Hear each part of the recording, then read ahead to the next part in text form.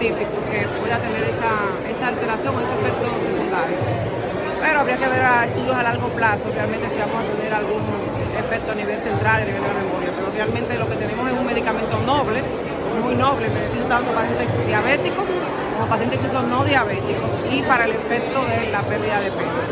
La semaglutida está ya autorizada por la FDA como un medicamento incluso para la obesidad. Lo que sucede es que en República Dominicana aún no tenemos la presentación para ser comercializada para obesidad, porque para el paciente con obesidad se requiere dosis más alta que todavía no la tenemos en Dominicana.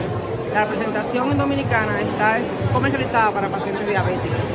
Pero fuera de eso, la semaglutida es un medicamento que ya tenemos muchísima evidencia clínica a largo plazo de que los pacientes se benefician, tanto en el plano cardiovascular, presión renal, metabólica, pero también la parte que tiene que ver con obesidad. Realmente es un medicamento que por el momento podemos decir que los beneficios superan a cualquier efecto adverso. ¿Cómo van los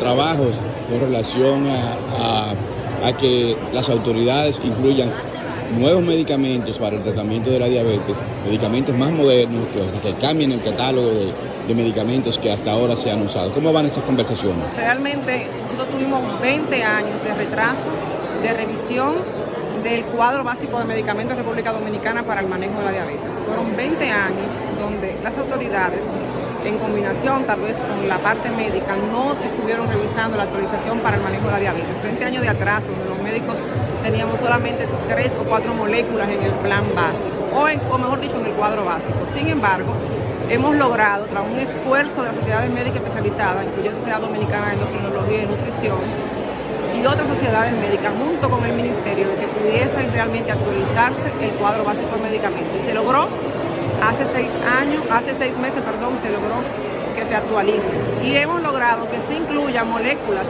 innovadoras, como un agonista de GLP-1, que es la liraglutide, y tenemos también algunos inhibidores de SGLT2, que también son medicamentos nuevos e innovadores que se han incluido.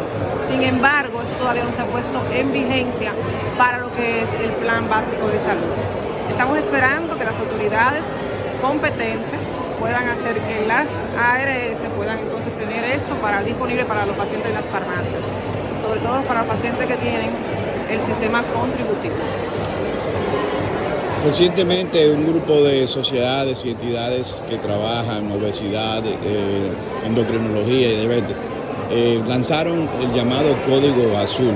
¿En qué consiste este nuevo planteamiento? El Código Azul Diabetes RD es una iniciativa, como se lo ha dicho, de varias sociedades médicas especializadas, encabezadas por la Sociedad Dominicana de Endocrinología y Nutrición, SODEN, para poder nosotros fomentar lo que es una ley de diabetes para la República Dominicana. Ese planteamiento se hizo hace un año, cuando nos acercamos al Congreso, específicamente al Senado, pero al ver nosotros que se ha dilatado el proceso de que esto se materialice, pues decidimos lanzar esta campaña en el mes de la diabetes, que es el mes de agosto en República Dominicana, para poder nosotros motivar a que la población también se empodere, la parte social, la parte civil, las organizaciones que trabajan con diabetes, las ONG de pacientes y sociedades médicas especializadas, porque realmente necesitamos una ley integral para los diabéticos en República Dominicana. Es algo que se ha dado en otros países, nosotros no estamos inventando nada nuevo, donde realmente se han dado cuenta que la diabetes es un problema de salud, es una pandemia, que en República Dominicana representa un 13% de los pacientes ya diagnosticados, un 9.9% de pacientes que están en prediabetes, que si lo sumamos un 25%, sin contar los pacientes que no saben que son diabéticos, que se estima es el 50% de los pacientes que están cursando con diabetes no saben que son diabéticos. O sea que si sumamos todo eso, estaríamos hablando que un 45% de pacientes están diabéticos o en riesgo de ser diabéticos. Y eso realmente impacta a la salud del dominicano, porque va a venir un paciente que está sufriendo de esto sin saberlo, no se está cuidando, no se está educando para poder tener un nuevo estilo de vida, pero tampoco sabe que está en riesgo, que tiene que cuidarse para no llegar allí. Y todas estas cosas estarían incluidas en lo que sería una propuesta para la ley de diabetes en República Dominicana, la parte de un programa nacional de prevención de enfermedades crónicas no transmisibles, que incluye la diabetes, pero con ella también la hipertensión, la dislipidemia o colesterol elevado, y con ello la disminución de las enfermedades cardiovasculares y renales. Pero también luego de esto lo que sería un diagnóstico oportuno, capacitar a todas las personas, médicos y personal de salud que se encuentran en el primer nivel de atención, que permitan tener un buen momento oportuno para hacer un diagnóstico. Y luego de esto, un registro nacional de pacientes diabéticos que nos va a permitir saber la realidad de cuántos pacientes diabéticos tenemos, pero también clasificarlos en diabéticos tipo 1, los diabéticos tipo 2, las diabéticas gestacionales, o sea, las embarazadas, y de acuerdo a esto, una subclasificación de las necesidades de cada paciente, porque sabemos que la diabetes tiene diferentes niveles de complejidad.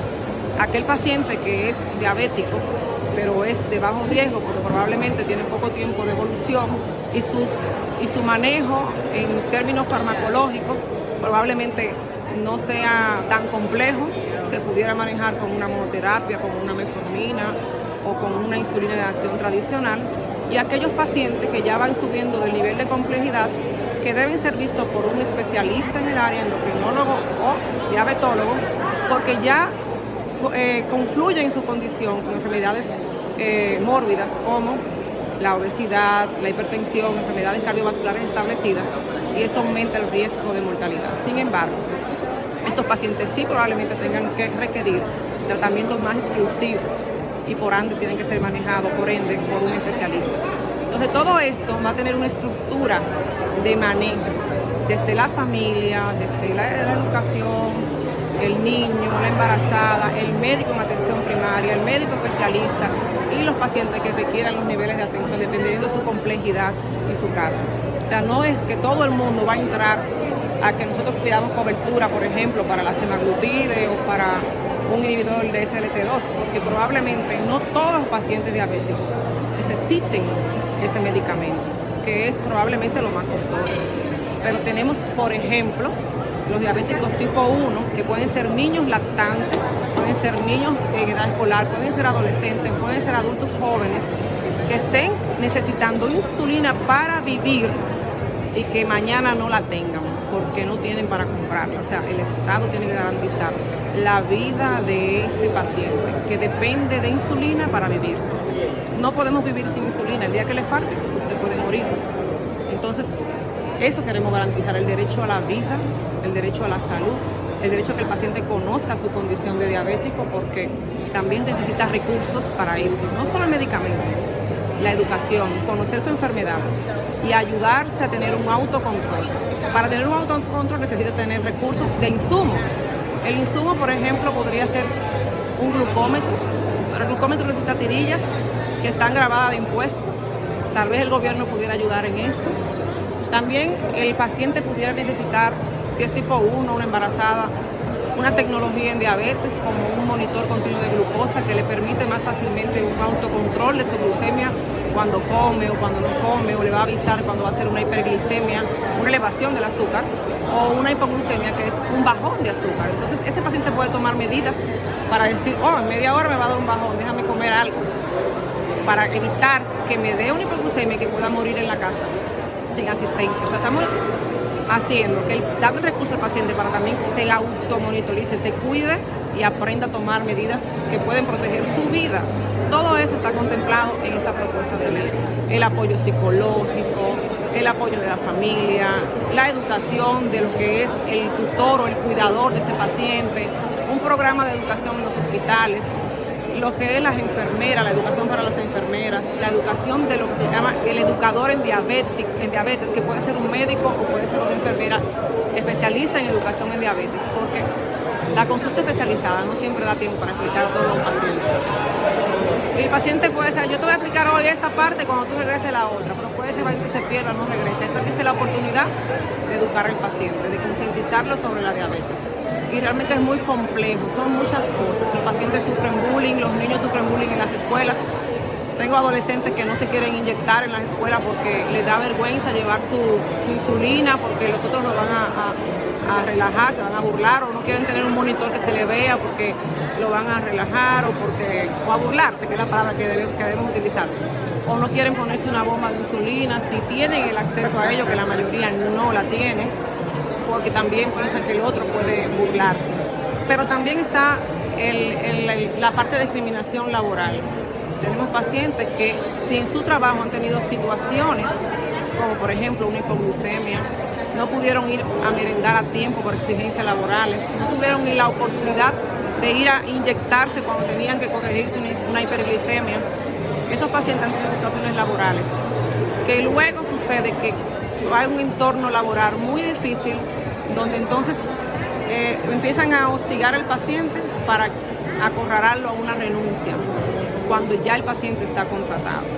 Pero también tenemos casos de pacientes que no han sido contratados y que si en su evaluación preempleo mencionan que es diabético, muchas empresas, no vamos a decir todas, también pueden tomar esto para evitar ese paciente, porque entienden que va a tomar licencia, un paciente complejo, con enfermedades, y lo van poniendo como en la línea de personas socialmente no útiles, cuando no es cierto. La diabetes es incapacitante si el paciente no se controla, no se sabe controlar. Si el paciente se controla, el paciente puede llevar una vida saludable y productiva como cualquier otro.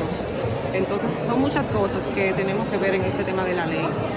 Se deprimen porque también está la parte emocional, familiar, también necesitan ir a un psicólogo, a un psiquiatra, que muchas veces también el acceso a salud, a médicos, es difícil porque muchas veces ese médico no cubre el seguro, o mi seguro no cubre terapia de psicología, etc. Entonces, si tenemos las limitaciones para hacer la prevención, ¿qué va a pasar con ese paciente diabético que cree que se le acabó el mundo cuando llega el diagnóstico? Porque desconoce de la patología y desconoce cómo enfrentarla. También hemos tenido casos, pocos, gracias a Dios, de pacientes, en el caso específico de los hombres, que han recibido el diagnóstico y han acudido a un intento suicida. Muchos lo logran, el hombre lo logra más fácilmente que la mujer porque se deprime. O sea, son muchas cosas que queremos ver aquí en este tema de la diabetes. Es muy amplio, pero entendemos que es un paso importante para nosotros ir terminando con un sistema de salud que está realmente invirtiendo en las complicaciones, invirtiendo en la amputación de un pie diabético que sí lo cubre el seguro, pero no te cubre la cura de la lesión. Cuando el paciente tiene la úlcera, no te cubre la cura, pero te cubre la amputación. No te cubre la estatina para mejorar lo que es la dislipidemia o el colesterol elevado, pero sí te cubre, probablemente te cubre el cateterismo, sobre todo el paciente que está subsidiado. Que los pacientes contributivos es otra historia, porque el plan básico no tiene cobertura de prácticamente nada, y es otra cosa que estamos luchando también, sociedades médicas especializadas, colegios médicos, y que quisiéramos que República Dominicana avance en el sistema de salud. Esperemos que todo lo que prometió el presidente Abinader en su discurso de mejorar la atención primaria, de mejorar el régimen subsidiado y contributivo, el régimen para los pensionados, que también es otra historia, pueda lograrse algún día. Estamos esperando y expectativos, presidente, de que eso se pueda lograr. ¿Se te descargó? No. Hablé tanto.